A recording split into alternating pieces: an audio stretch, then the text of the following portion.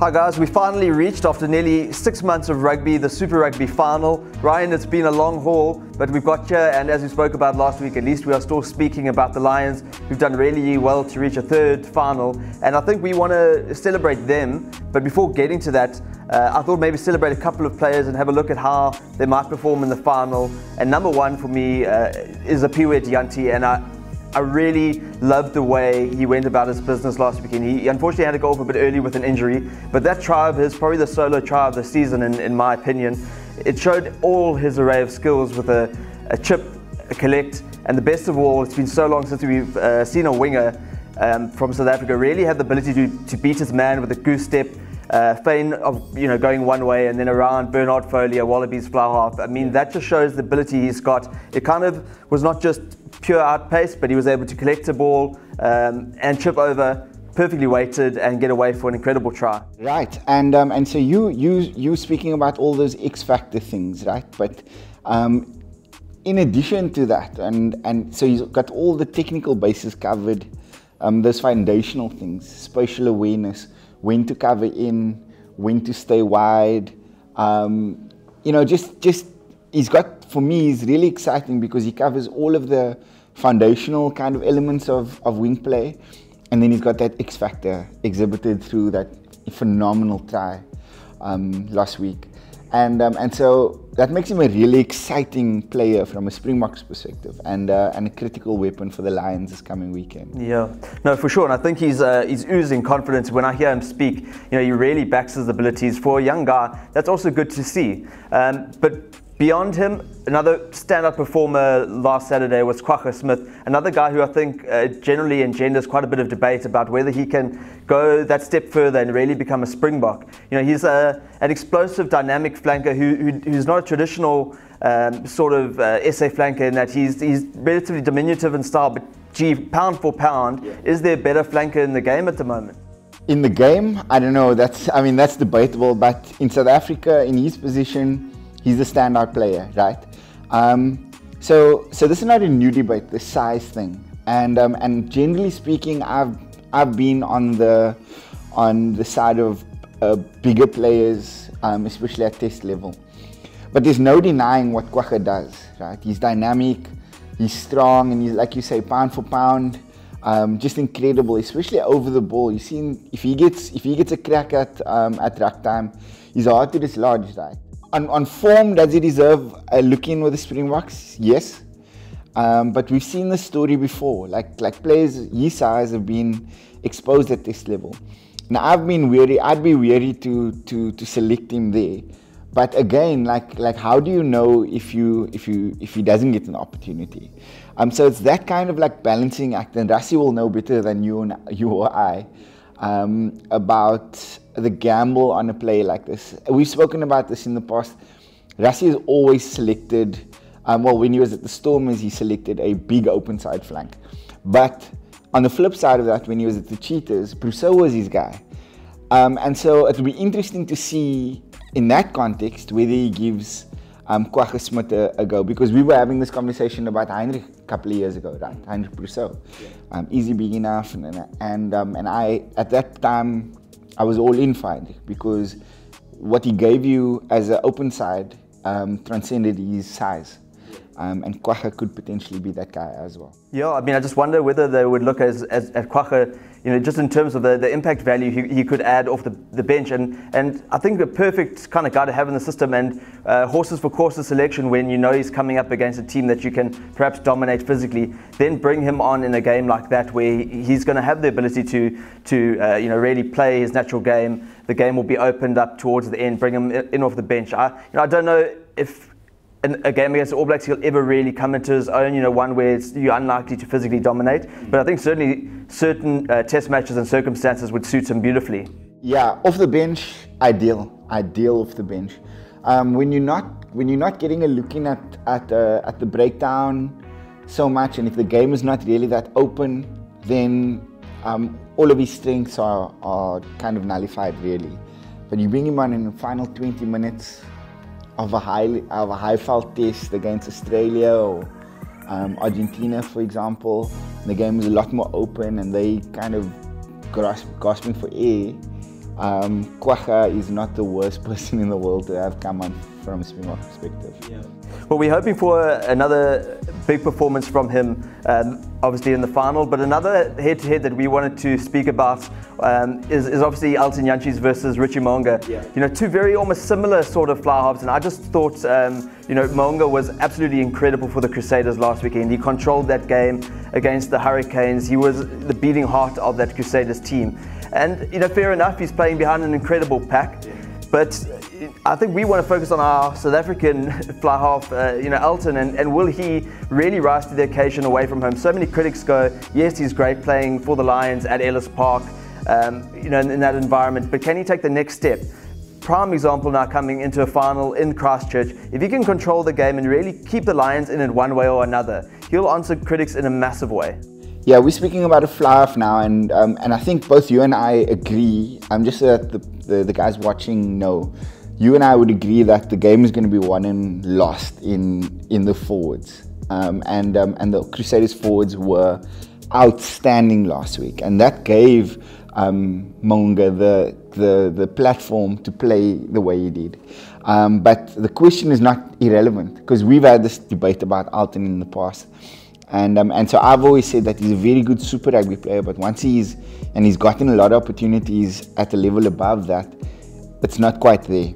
So this is, in the context of the question you ask, this is very much a test scenario.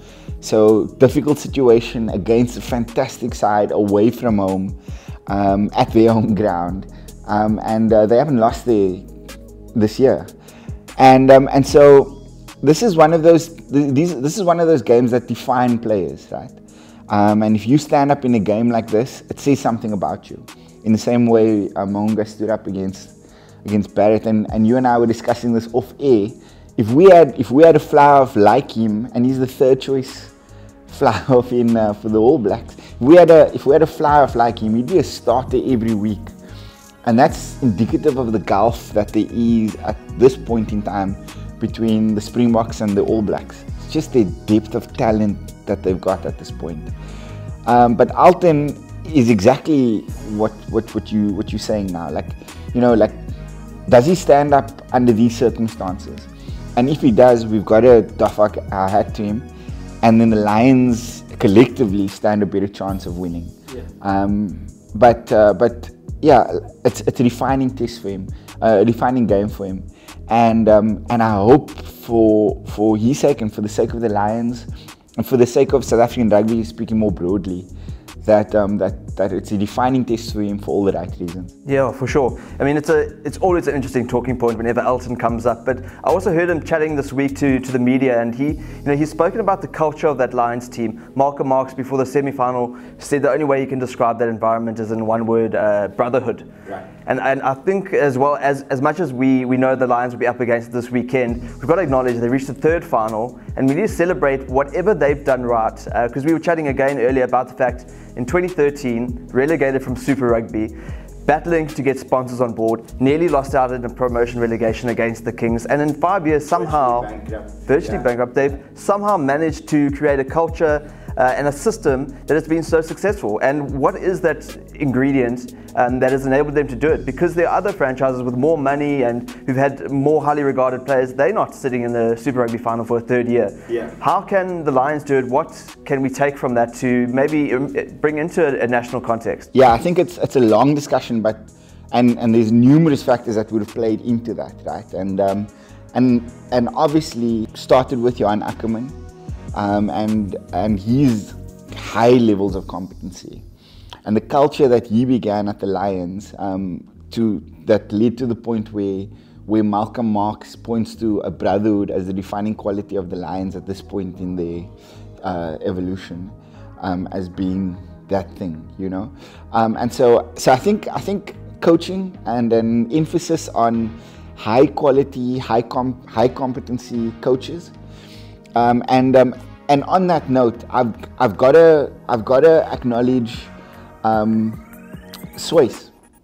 And at the start of this campaign, I said that the Lions might struggle with a new coach, and you know, he'd be finding his feet, all of those types of things. And to make a Super Rugby final in your first year irrespective of whether you've got the nucleus of a side that have been there 2 years previously and you've got the experience of going on that journey with him, you've got to acknowledge him, right? And I acknowledge him, like, well done, like really well done. So coaching is a big thing there. The culture that you speak about, I think recruitment and an emphasis on bringing your best talent through those junior ranks. Firstly, holding on to your talent. The Lions a couple of years ago was synonymous for losing the majority of their best players to other franchises around South Africa. They've held on to their best. They've recruited well. There was an emphasis on high quality coaching, and then there was those cultural things that was sort of started with Ackerman, and then just grows as the more success you enjoy. And let's not make any bones about it. If the Lions were losing now, that culture is irrelevant. It means nothing. But the success bred that, and it grew. And as young players come into that culture, it's replicable year on year. And then they realize there's something special about what they're doing there, and they want to be a part of that. And then you see guys working like Malcolm Marx. I read a story about Malcolm Marx the other day. Just his dedication, his work ethic. As a young player, you're watching a player like that has been through the ringer, 2 Super Rugby finals, Springbok place, probably the best hooker in the world, and still exhibiting a work ethic like that. It sets the bar really high for you. And so, and in turn, you do that then for a youngster coming up when you reach the senior ranks. So there's many things that we can speak about, but at its core, it's a South African success story. And I just hope that they can put the kind of cherry on the top on Saturday. Yeah, I can see you could just talk about it, and we surely could. But to move quickly into a prediction, just to highlight the areas that I think the Lions are to stand a chance of just being competitive, because there's no doubt the Crusaders are massive favourites. I think they'll win by 15. But if the Lions can stick in there for a little bit, they have to just match that Crusaders pack, absolutely. And I think they might be capable of it. Defensively, Crusaders are so relentless in terms of their phase play. They bring the ball to the edges and it's almost impossible to stop. So the Lions will need to produce their best defensive performance of the year. And then opportunities when they come, Lions have to take virtually every chance they get and be completely clinical and composed on attack. That's the only way they can remain in the fight and make it at least a little bit of a competitive affair. But of course, Crusaders are the big favourites. Right. And what I love about the Crusaders is that they spit in the face of this myth that New Zealand sides run the ball all the time. Like they play a running rugby game. It's such a like a lie and such a myth that has taken root in people's psyche and in the narratives that pervade around New Zealand rugby. Like their pragmatism is their main foundational tactical philosophy there. There's an emphasis on defense and I think as the game wore on Saturday, you saw that coming more and more to the fore, where it's like a python, old man, and they start to strangle you and you become more and more desperate. And the Hurricanes became more and more desperate, started running it from positions where they shouldn't have. And that plays then into the Crusaders, right into the Crusaders' hands. And where they're running from broken field and the Crusaders are defending with a set defensive line and they're just flooding the breakdown and they're turning you over all the time. It's just like that strangulation that the Lions must be very aware of. And not to dive in, not to fall prey to that mentality, like what are we going to do here? Because that's what the Crusaders do to you, right? And then that relentless ability to hold the ball through multiple phases when they're on attack, and just really grind down your resilience, right? And so that's what I love about them, and in many ways that's the way the All Blacks play, and they prey on your mistakes. So yes, if you engage in a kicking duel and you kick poorly and it opens up a side of the field where they can exploit, that's when they'll run the ball and they'll tear to shreds out in the wide channels with the ability of the players out there. But they've got to stay patient. The Lions have to stay patient, and they've got to be boring, man. They just really have to be boring. Play in the Crusaders territory for as long as you can. Try and force mistakes. That gain line is going to be critical again. Set pieces critical. And if they can dominate in those two facets of play, then they've got a chance. Having said all of that, this Crusaders side is phenomenal. I love watching them play. They're one of the best Super Rugby sides I've ever watched in the history of this competition. I think the Lions will be like valiant foes, but ultimately they just won't be good enough under all of those circumstances, playing away from home, and coming up against this particular Crusaders team. I think it'll be like a valiant effort for like 60 minutes and then they'll be blown away. They're losing by 30 in my books. Okay. 30 plus, yeah. All right, well, grab a coffee, 9:30. It kicks off South African time, and considering the competition kicks off in February and we've just gone into August, I think we've earned a game where we're going to enjoy the last 80 minutes. Yeah.